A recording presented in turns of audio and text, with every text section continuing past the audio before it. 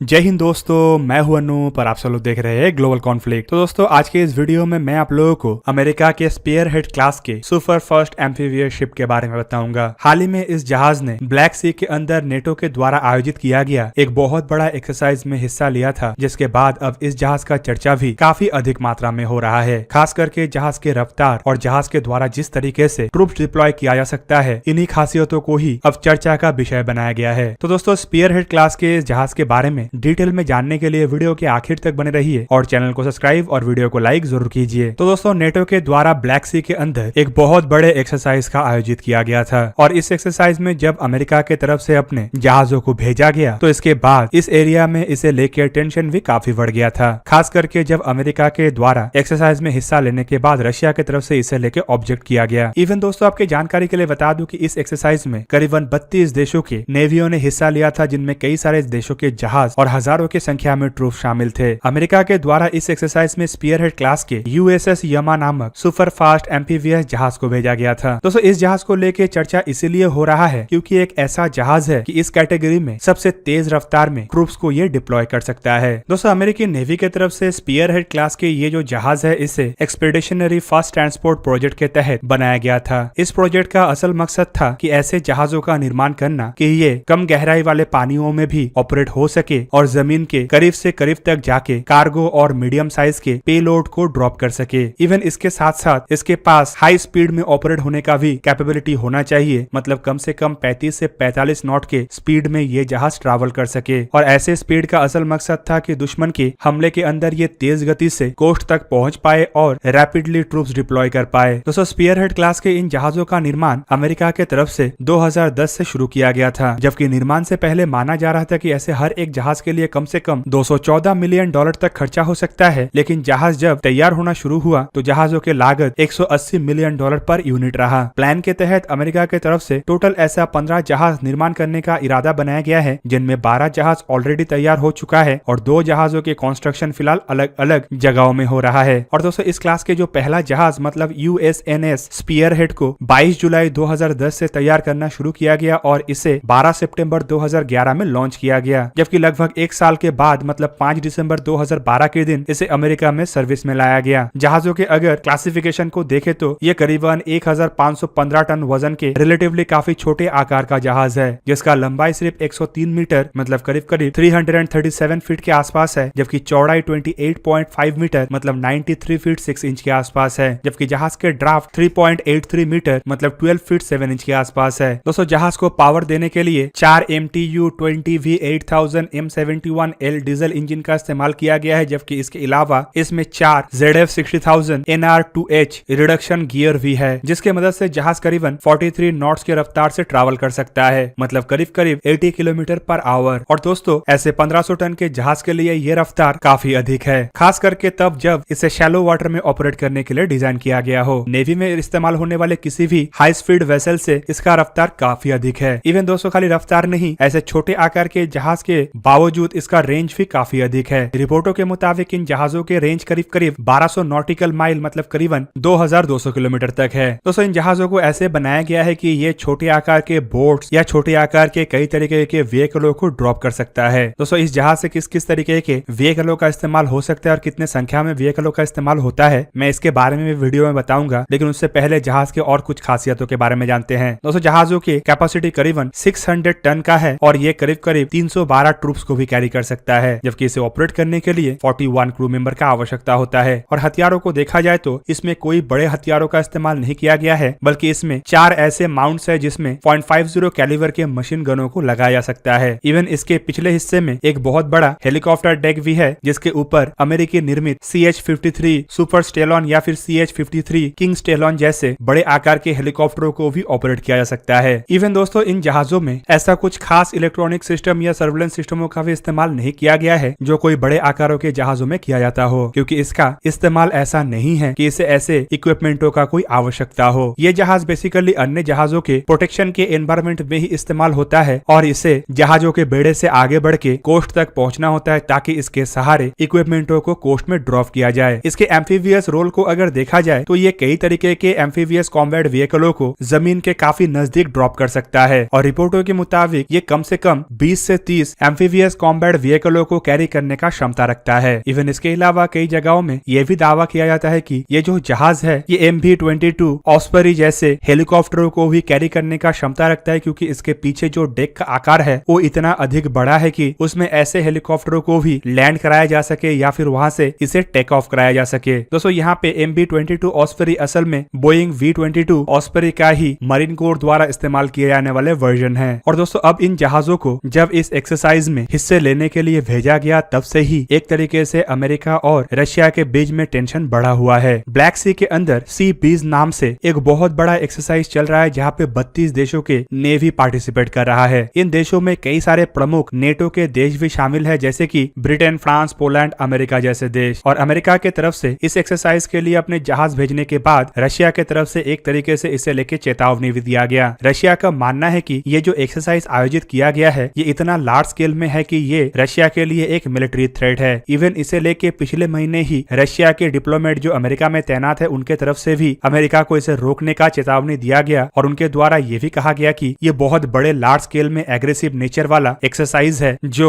चैलेंजों को कम करने में हेल्प नहीं करेगा और ना ही ब्लैक सी के सिक्योरिटी को इंश्योर करने में मदद करेगा। दोस्तों सी वीज एक्सरसाइज को रशिया की तरफ से अपने लिए बड़े थ्रेट के रूप में देखा जा रहा है और इस कारण रशिया द्वारा भी इस एरिया में आए दिन एक्सरसाइजेस किया जाता है। और अब रशिया और नेटो के एक्सरसाइज एक दूसरे के लिए ऐसा चैलेंज बना हुआ है जो किसी भी वक्त कोई चिंगारी के कारण एक बहुत ही बड़ा भयंकर रूप ले सकता है। फिलहाल 10 तारीख के दिन ये एक्सरसाइज समाप्त हो गया है और इस बार एक्सरसाइज के दरमियान कोई भयानक घटना नहीं घटा। इवन अगर देखा जाए तो 32 देशों के इस एक्सरसाइज से ज्यादा फोकस एक्सरसाइज के दरमियान अमेरिका के तरफ से एक्सरसाइज के लिए भेजा गया जहाज को लेके था। 32 देशों के अन्य जहाज और ट्रूप्स के ज्यादा रशिया की तरफ से इस जहाज को ही अपने लिए थ्रेट के रूप में देखा जा रहा था और इसके पीछे भी कई सारे कारण हैं। खास करके ये जो जहाज है इसका रोल ही एक बहुत बड़ा खतरा है, क्योंकि ये जहाज अन्य जहाजों की तरह समुद्री हमला करने के लिए इस्तेमाल नहीं होता है, बल्कि समुद्री रास्ते से जमीन को हथियाने के लिए या फिर जमीनी कब्जे के लिए इस्तेमाल किया जा सकता है। ऐसे जहाजों का इस्तेमाल करके कोई छोटे मोटे आइलैंड के ऊपर कब्जा करना काफी आसान है, क्योंकि ये आइलैंड के काफी नजदीक तक पहुंच सकता है। इवन समुद्री क्षेत्र के नजदीक बने हुए बेसेस तक भी जमीनी ट्रूप्स को पहुंचाने के लिए ऐसे जहाजों का इस्तेमाल भरपूर तरीके से किया जा सकता है। ऊपर से जहाज जिस तरीके से एम्फीबियस लैंडिंग कर सकता है वो भी एक बहुत बड़ा खतरा है। अमेरिका के इन जहाजों को अमेरिकी आर्मी के द्वारा भी इस्तेमाल किया जाता है, जो अपने ट्रूप्स, कार्गो, मिलिट्री इक्विपमेंटों के साथ साथ कई जगहों में कंडीशन के मुताबिक M1A2 जैसे टैंकों को भी डिप्लॉय कर सकता है। इवन स्पेशल ऑपरेशन या फिर स्पेशल फोर्सेस के ऑपरेशनों के लिए भी ऐसे जहाजों का इस्तेमाल हो सकता है और लिमिटेड संख्या के ट्रूप्स को डिप्लॉय करके अपने गोल को अचीव करने के बाद इस जहाज के द्वारा हाई स्पीड से ट्रूप्स को रेस्क्यू करके वापस भी आया जा सकता है। कुल मिला के स्पीयरहेड क्लास के ये जहाज अमेरिका के लिए जितना महत्व रखता है उतना ही अमेरिकी दुश्मनों के लिए खतरा बना हुआ है। तो दोस्तों ये था आज का वीडियो। अगर आपको वीडियो अच्छा लगा तो लाइक कीजिए और मेरे चैनल को सब्सक्राइब कीजिए और साथ में बना हुआ बेल आइकन को भी प्रेस कर दीजिए ताकि आप मेरा वीडियो देख पाए सबसे पहले। जय हिंद।